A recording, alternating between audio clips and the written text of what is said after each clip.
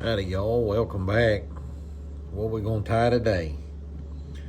Well, I'm still playing around, but I'm making some panfish jigs. That's a 1/64 ounce jig head with a number 8 hook.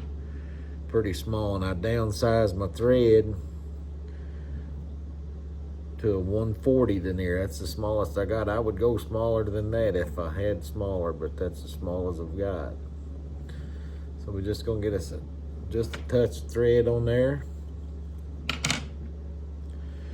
And I've got some miniature marabou feathers for this. It looks pretty good.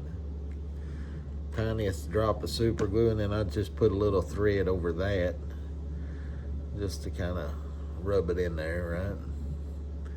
Build up my head a little bit because I do want a tapered head. Little marabou feathers, they're barred.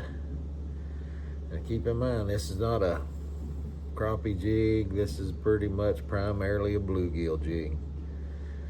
Red ear bluegill, so we don't go very long, right? Just a little buggy looking jig. It'll do it. Get you a little tuft of feather.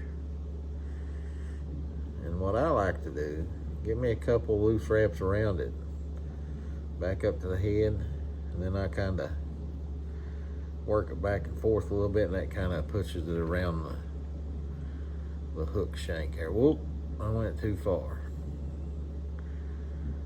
Cover up that, and build up right here. Got a good taper. And what that green or that chartreuse does, that just gives it a little hot spot. And I am happy to report that I found my whip finish tool.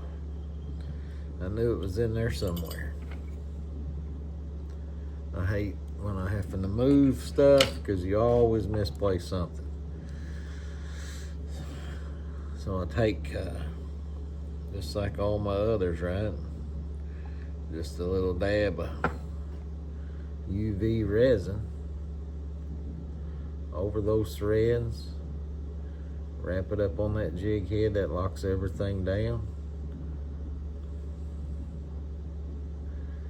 Everything's good right there. Let me smooth one spot out. Well, maybe. There we go.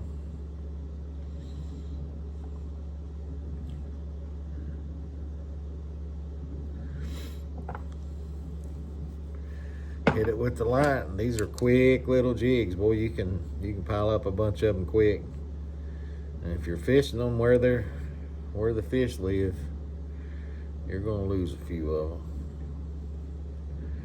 But you want to up your bluegill catches, downsize like this, and give them something kind of natural and buggy looking like that. There you go, y'all. Thank y'all for watching.